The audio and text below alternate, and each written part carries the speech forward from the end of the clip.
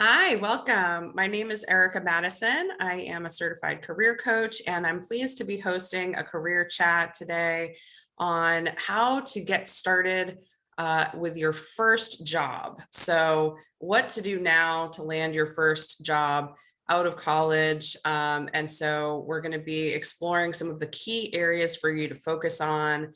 I invite folks who are joining us to put into the chat where they are joining us from, as well as some other information like what you're studying and when you'll be graduating. So let's take a moment for that.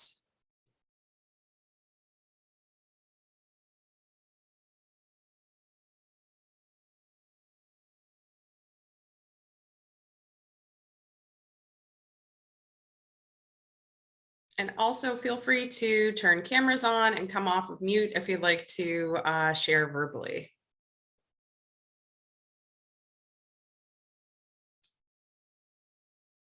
So we have some college seniors who are going to be graduating in the next several weeks. Very exciting. We have someone joining us from Portland, Oregon, who is studying biology, and someone who is doing a PhD in chemistry. So it is a science night. I was a behavioral social science major. I was a psychology major, and have since gotten degrees in public administration and a law degree. So I am a lifelong learner, and it's exciting to be here with you to explore how to land your first job once you complete your degree. So let's dive in. I'm going to share my screen with you, show a couple slides, and then we'll have some Q&A.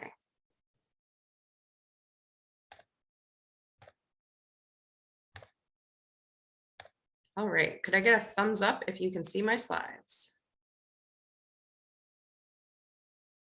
Okay, terrific. So as I said, the focus of tonight's career chat is what to do now to land your first post-college job. So here are some key steps to be thinking about and working on in these next weeks, which are a crucial time for you. You want to develop clarity about your interests. So this is something that's difficult for a lot of people because they have so many interests and they don't really know how to focus. And so this can be something that causes people to have a difficult time getting started when it comes to their job search. Another area that is going to be very important for you is to build your awareness of your relevant skills. So once you've thought about what your interests are and you've come up with a little list of those, you want to think about what you have to offer. Now, this might be from classes you've taken, projects you've been part of, teams you've participated in. This could be volunteer work that you've done, internships, jobs, all kinds of things. Maybe there's a family business that you've been part of. So coming up with a list of the skills that you have, you want to think about technical skills. Maybe it's some kind of software that you know how to use, as well as what we call soft skills, things that are a little less tangible, but just as important. Things like communication skills, both written and verbal, leadership skills, things like project management, collaboration. So you can think of it in terms of hard skills or technical skills and soft skills.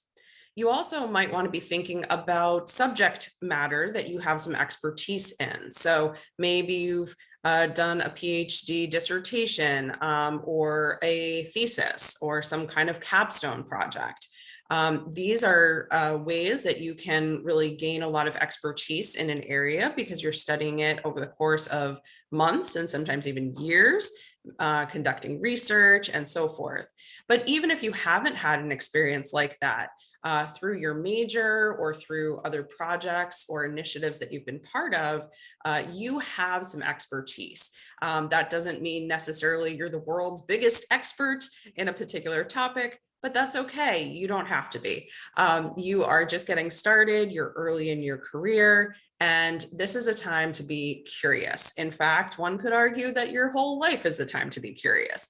But start to make a list of what are the areas where you have some knowledge, some familiarity, some level of comfort, and maybe even rank those in some way so that you have some things that you're, really, really comfortable with, and then medium, and then a lower level of comfort, but still some level of familiarity. By doing this kind of inventory, it gives you a really great basis to understand what you have to offer. It's common for people who are just coming out of school to say, gee, I don't really have experience and I don't really know that much about most things, and to sort of be down on themselves, especially when they're reading job descriptions that are looking for so many different types of experience, this many years of experience or expertise in this area and what have you. So you want to develop what's called a strengths-based approach, which is understanding what you have to offer, how you create value, really what you can bring to the table. So you want to think about your accomplishments and really write these things out so that you start to get more comfortable with how to speak about them. Let me pause and see if there are any questions. Feel free to come off mute and ask a question about anything I've covered so far before we move on to the other topics. Yeah, when like building a resume and writing about your skills, is there a certain way they should be like sectioned or grouped? Like I know that you had kind of verbally grouped them into like soft skills, hard skills. Is that something that we should also try to do like in creation of a resume? That's a great segue. Let's talk about resumes. So with your resumes, it's really important to tailor your resume and your cover letter for each position to which you're applying. And the approach that I use with coaching clients is to do a deep dive into the job descriptions that are interesting to you. Through doing this, what I call a deconstruction of a job posting, you're really able to understand what this role is about, why the organization is hiring for this role, some context about it. Is this a new role? Is this a growing team? Things like that. And what are the kinds of skills and qualifications the organization is seeking? So once you've done this deconstruction of the job description, you really understand what the role is about. And you can even create categories within the job posting if the job poster has not already done this work for you. There are a couple different types of job descriptions you'll probably come across. One is the type that's very nicely organized. It's very clear what the overarching categories of responsibilities are, and they've already done the work for you. The other type of job description, which I would say is probably more common based on my experience, is basically one long list, probably a bullet point list of the variety of kinds of things that you would be responsible for, the different tasks that you would have. And this means that you are probably going to have a little bit more work to do to understand what the role is about, right? So what you can do though is you can take the job description, put it in a document, and then identify the themes. And this is something that I walk clients through how to do. I guide them through this. So it takes some practice. It can be a little slow when you first are doing this, but as you get practice, you get used to it, it gets easier and easier. And so once you've done this deconstruction of the job description, which involves a number of other aspects as well, then you can tailor your resume and your cover letter accordingly for each position to which you're applying. So to come back specifically to the question about how to organize your resume, now that I've talked a little bit about how to understand what the role is about, you want to make sure that it's very clear on your resume that you have the qualifications. Now, that being said, you do not need to have 100% of the qualifications in order for it to be a strong application. You want to look to have probably at least 60% of what the job posting is calling for. And you want to pay attention to the difference between nice to have qualifications and need to have qualifications. So usually the job description will differentiate between those. So on your resume, you want to make sure that you're using best practices, whether a human is going to be looking at your resume and giving it a quick skim. They say that people take usually about 6 seconds to skim your resume. So not a lot of time. So you want to make sure that it's easy to skim, that it's very simple in terms of the layout, the design. that it's not distracting. You want to make sure that you have an appropriate amount of white space and that you're using the relevant keywords that are in that job description. So those are a few of the things that I would suggest for your resume. You also want to keep in mind that it's very common for organizations to use what's called an applicant tracking system, or an ATS.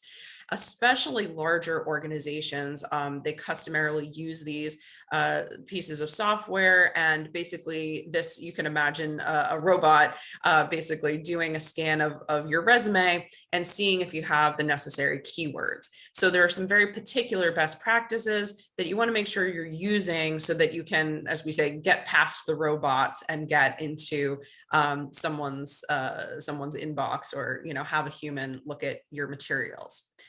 Are there any other questions about that before we move on? I have heard before that resumes should always be just like one page, one like front page. Would you say that is true, or is there flexibility there? It does depend what the length of the resume is going to be. However, keep in mind that the longer it is, the less control you have over what people or robots are going to be exposed to, what they might then pay attention to. So shorter is typically better. One page is widely accepted, especially when you're early on in your career. The mistake that some people make is that they'll give excruciating detail about everything they did as part of a role. And this is really not necessary. You want to think about the resume as a marketing tool, essentially a promotional brochure about you that highlights your best accomplishments that are most relevant for the kind of work you're seeking to do moving forward, which aligns with what is in that job posting. So typically, especially earlier in your career, it is best to stick with one page and to be very selective about what you include. You want to be extremely strategic, and every word should be there for a reason. Go ahead. There was another question as well. Yeah, I heard that for PhDs, the resumes can be like a 1 or 2 pages. Is that correct? Yes, if you have more experience, if you have, more education, more degrees, it takes up more space. And so if it feels necessary to have a longer resume, that is totally acceptable, especially if you've published a number of pieces, if you, have research that's been published, articles, journal articles, things like that. Maybe you've been also like a teaching assistant or a research assistant.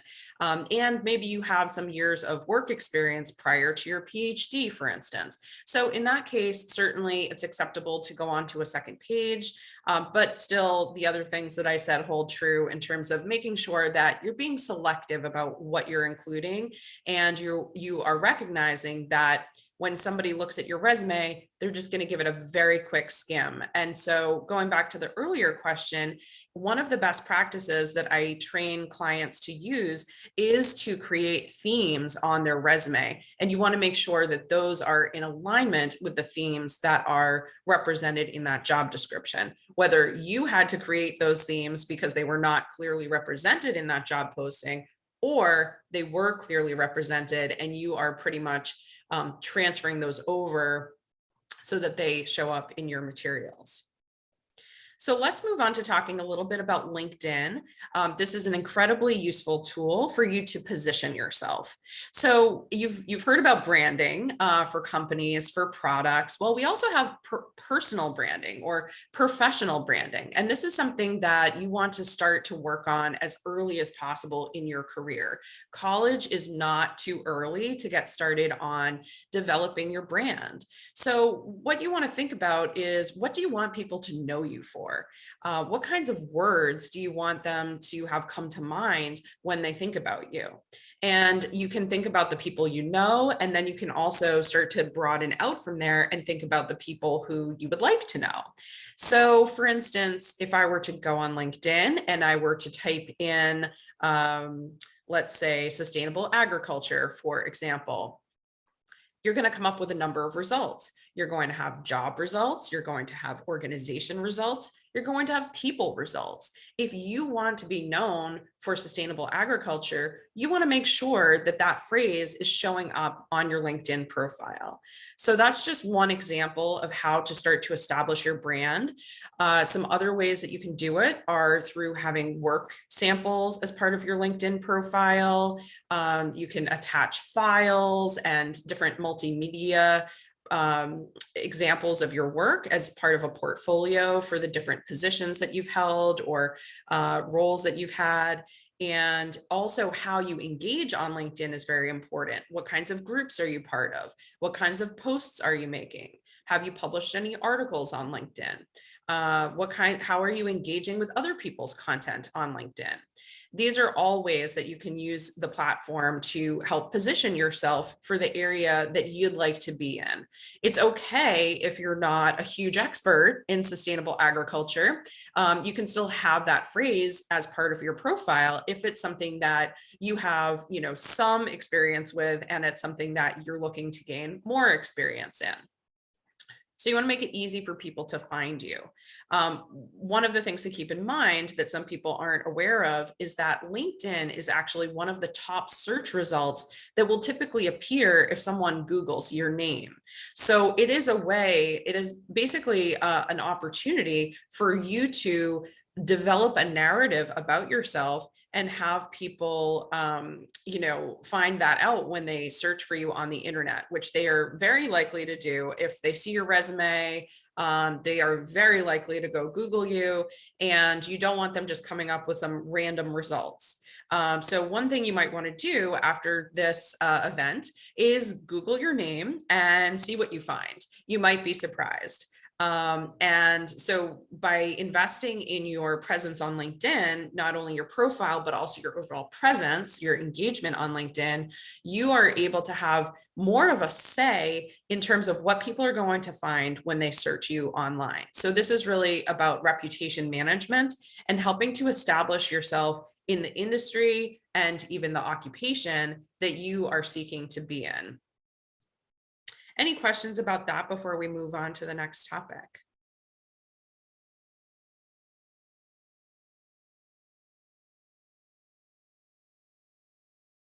All right, let's keep rolling. So the next topic that I would like to share with you is about building relationships and engaging with your network.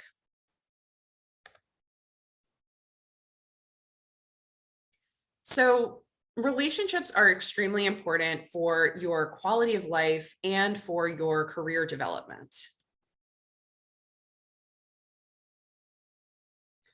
So you want to be thinking about your existing relationships, and you also want to be thinking about new relationships that you can form. Part of why relationships are so important for your career development is that we often find out about opportunities through people in our network. This could be through an email that we receive where someone is sharing a job opportunity. This could be through something somebody posts on LinkedIn. I have to say that I'm very active on LinkedIn, and I see many job opportunities posted on LinkedIn every day. Not just in the job section of LinkedIn, but on people's feeds when they are sharing an announcement about hiring that their organization is doing, or they're sharing information about a job opportunity that they're aware of. So it's not even necessarily at their organization.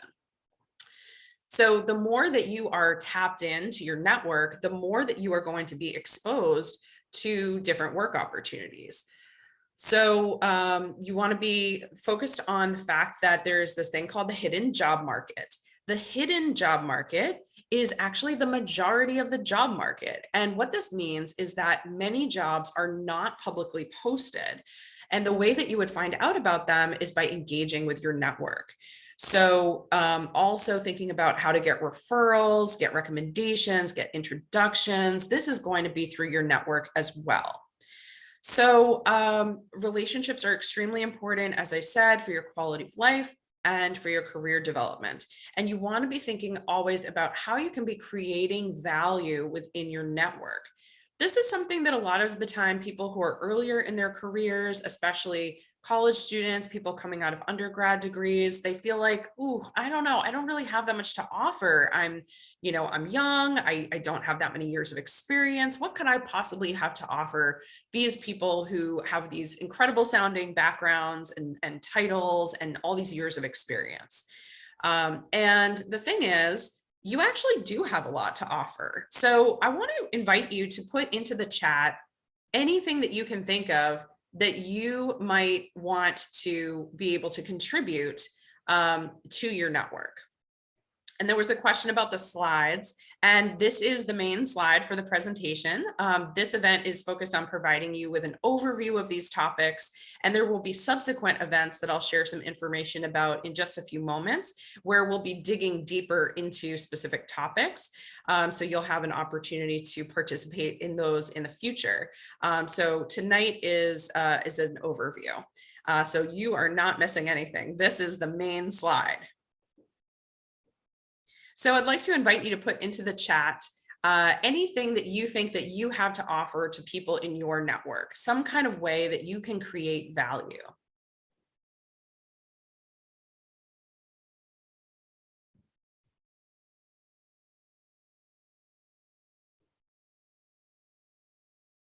And also to those of you who have just joined us, welcome. We're happy to see you, and we invite you to put into the chat when you'll be graduating, if you're a student, or if you recently graduated, when that was, as well as what you were studying and where you're located right now.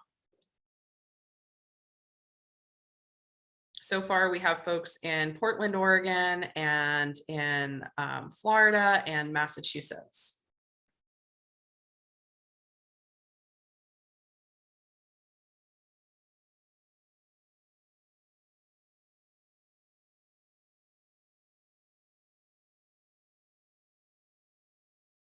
Great. So somebody who just joined us is studying environmental analysis and policy and is in Massachusetts. Welcome.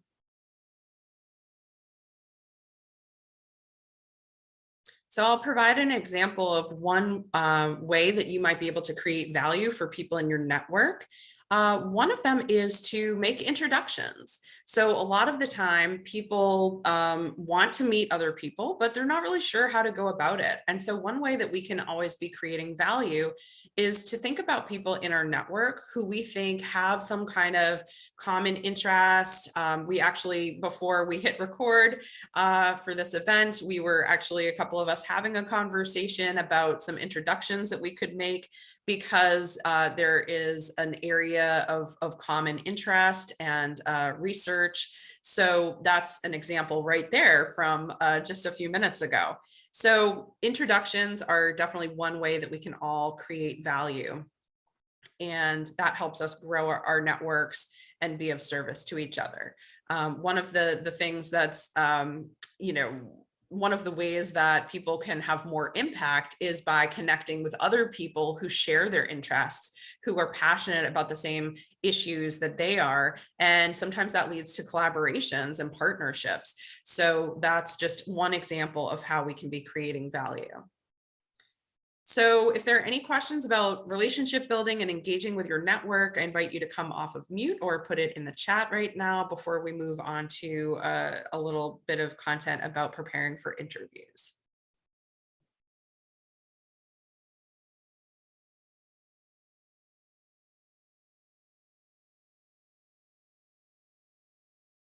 All right, well, feel free to put questions in later if you have any, and we will have a Q&A in just a few minutes as well. So now let's talk about preparing for interviews.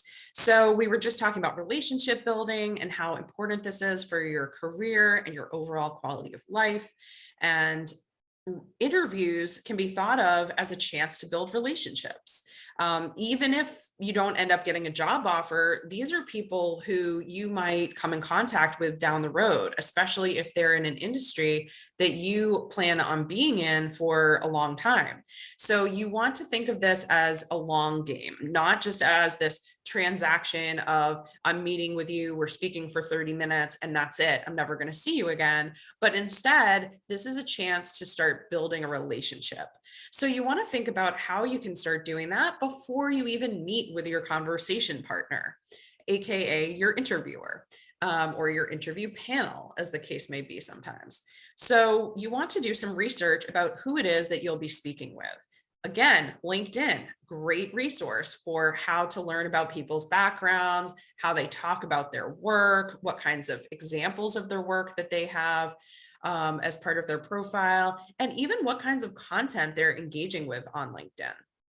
You also want to go to the organization's website and check out, what's in their annual report and things like that. So doing your research is incredibly important, both about the organization as well as the individuals who you'll be speaking with.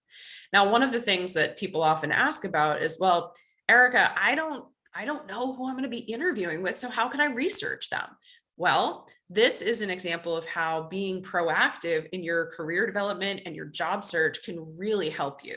You can go ahead and ask the person you're communicating with who's setting up the interview for you, could you please share with me the names of the people I'll be interviewing with?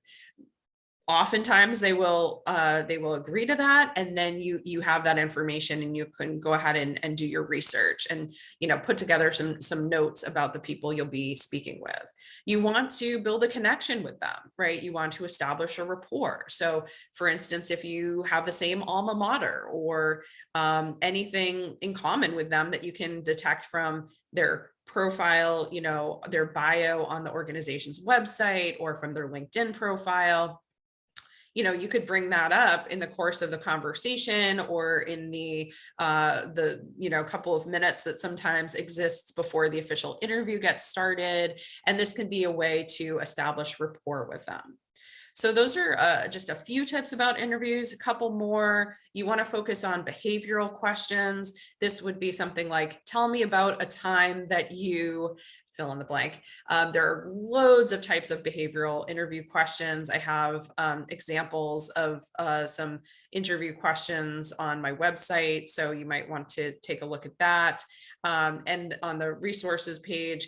And you want to also prepare for common questions that are not behavioral questions, things like tell me about yourself, which is something that I coach my clients on how to prepare for, so that we develop a clear, concise narrative that they can get started with, feel confident starting off that interview.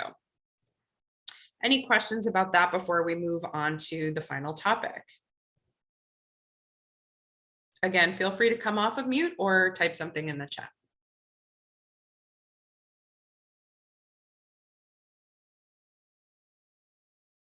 Okay, so the last topic that we'll be covering this evening in brief is how to have a strong first 90 days in your job. So this is often sort of a period when the employer is looking to see how you're doing. This is your chance to make a really strong first impression. This is now that you've done an excellent job preparing for the interview. Maybe you've had a few rounds of interviews, you've got the job offer, you've accepted, maybe you even negotiated after you receive the offer, and now you're starting. And so you want to think about a few key things during this time. Again, relationship building. I can't stress enough how important it is to get things off on a good foot with your new colleagues, whether those are coworkers, your peers, team members, your supervisor. It's incredibly important to really think about what you say before you say it, because you can't take it back once you say it. And so that's absolutely crucial. You want to do some studying up on how to manage up. This is something that some of the organizational clients that I've worked with have commented on, about how some of the more junior staff are sometimes not very familiar with how to manage up. And so this basically means that you are taking certain steps to really understand your supervisor, their tendencies, how they like to do things, their preferences, their leadership style, and really finding ways to be of service, to help them really shine in their role. So how can you save them time? How can you anticipate the needs, not only that they might have, but also your broader team? And how can you show up in a way that is not presumptuous, but is proactive in an appropriate way? So it's really a fine line that you are going to want to find so that you're not coming across as arrogant in any way or some kind of know-it-all, which is something that especially more junior professionals sometimes have some difficulty navigating.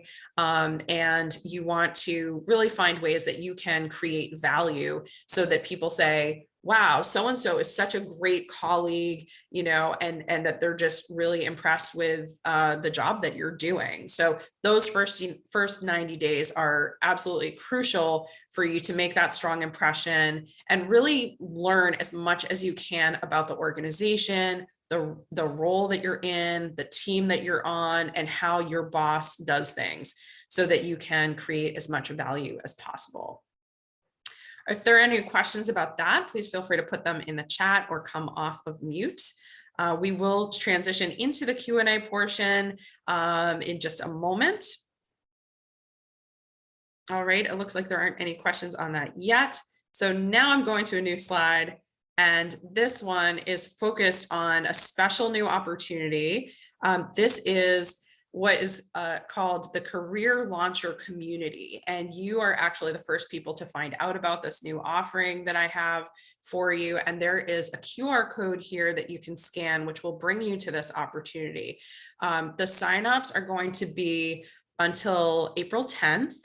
And this is a way for you to be part of a community, just like you are right now, where you are with your peers from across the country, potentially even across the world, different fields of study, different desired industries, everything like that. So a nice mix of folks. And basically there will be a monthly online gathering that you'll be able to be part of as part of this new offering. And you will have access to a 30-minute one-on-one session with me so that we can go over whatever kinds of challenges you're encountering, whether it's in your job search, wrapping up your degree, or starting in your new role, making sure that you're getting off to a great start in those first 90 days. So this is a special new opportunity that I have. It's designed for folks like you who are just getting going in your career and you are maybe on a budget. So this is a very cost-effective way for you to benefit from being part of a career development and job search community, and to learn from your peers and see what kinds of questions and ideas they have and support each other, as well as to benefit from the expertise that I've developed over the past number of years working with hundreds of clients and helping them clarify their goals and achieve them. Also, because you're part of this event, you have access to a special code, which will save you 25% now through Sunday night. And that is there on the slides, Career Launcher 22. So you would just put that in the promo code, and that's going to save you 25%. So go ahead and scan that QR code so you can sign up for that later tonight. And that wraps up my presentation. So now we will transition into Q&A. So I invite you to come off of mute if you'd like, turn your camera on if you feel comfortable doing so, and let's hear whatever remaining questions you have about the topics that we covered tonight.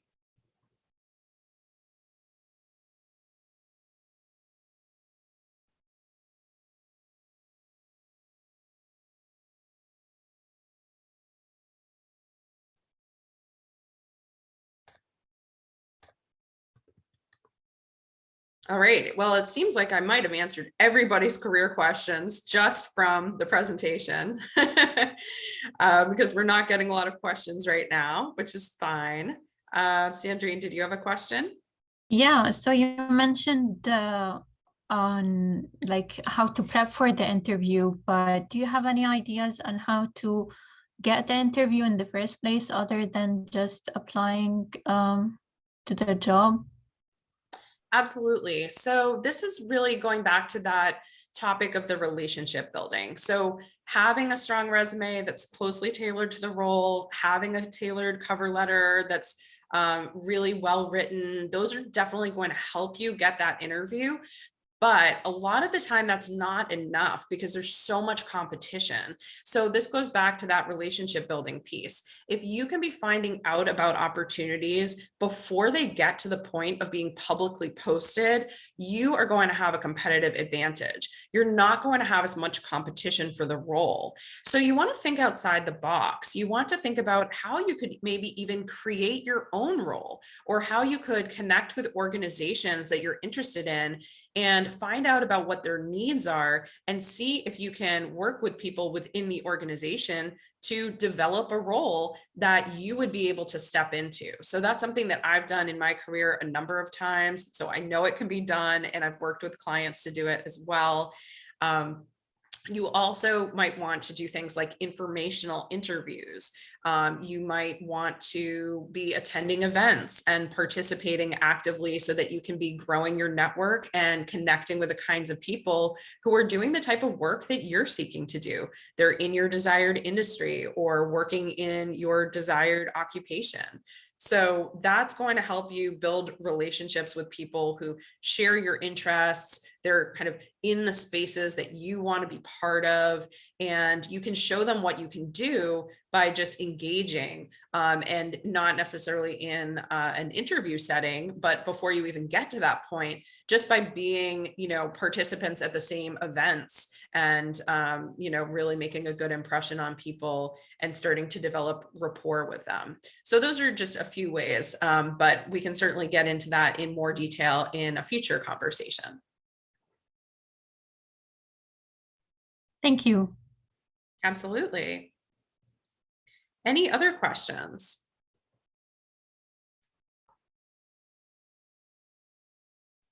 Yeah, I actually have a question. I was just wondering, like, for jobs that are of interest to us, but so I'm a senior graduating in May, that are of interest, but say, and you may have discussed this before, so sorry if I'm making you repeat yourself, but that say you need like 2 years of experience or something, but you think that, so like obviously I don't have that experience because I'm still in school, but is it still worth applying and saying I'm an avid learner, I will learn fast, I'll ask questions, I'll kind of like, even though we might not have the experience per se that they want?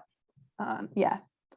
Yeah, that's a great question. So that's something that's a really common concern for people who are early in their careers, just coming out of school, career launchers like you. And so what you want to do is you want to see where there's some overlap between what the job posting is calling for and what you have to offer. And as long as there is a sufficient alignment there, as long as you're meeting 60% or more of the qualifications that are in that job description, you can definitely go ahead and apply to that. The caveat being, if they're looking for some highly specialized expertise and it's a requirement and you absolutely do not have that, it's probably not really a great use of anybody's time for you to be applying. But that's sort of a special exception. So in terms of the years of experience, a lot of the time job postings, you could think of them as sort of a best guess as to what an organization is looking for. They are certainly not perfect documents most of the time. Sometimes they're not even particularly clear or well organized. And it's really people's best guess as to what they're looking for. So I usually say to clients, just kind of take the job posting with a grain of salt and recognize that it is not a perfect document. And if you can make a compelling case that you have what they're looking for and you would be able to be effective in that role, then, it is definitely possible that you can get a shot at a conversation. So in terms of specifically the years of experience, you want to think about the different experiences that you have accumulated over your life. If you have been part of projects, internships, jobs, volunteering, research projects, any of these kinds of things, that is experience. It might not all be paid experience. It might not all be consecutive experience, but it is experience nonetheless. You have learned things about yourself. You have learned things about different topics. You have built skills. So it is experience and it is valuable. So you want to make sure that you don't downplay it. And at the same time, you don't want to exaggerate it, right? You want to be accurate. So think of yourself as a reporter and you are just sharing the facts. So go through and look at your resume and add up the amount of time that you have had different kinds of experiences. Again, internships, research assistantships, teaching assistantships, volunteer work, all these different kinds of things. That is experience, and you want to be counting that. So you have time for a couple more questions. Was that responsive to your question? Yeah, no, that was great. Thank you so much. Terrific. Any other questions?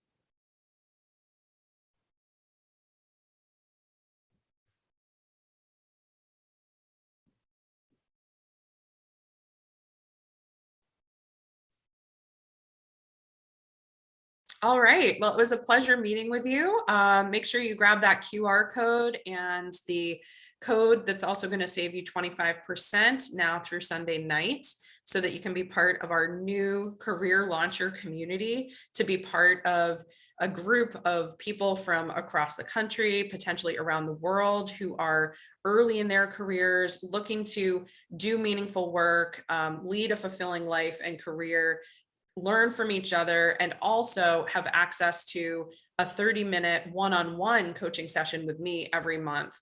And you can join the community for as long as you'd like. And I'm excited to kick this off this spring. So welcome you to become part of that. We'll have a great time and demystify aspects of your job search. So I'm looking forward to that. Thanks so much for joining us tonight. And I will be sharing the chat as well as the slides with everybody who was here, and wish you the best with your job search and encourage you to stay in touch so that I can be of service to you as you continue with your job search and your career development. Thank you, everyone. Thank you so much. Be well. Bye-bye.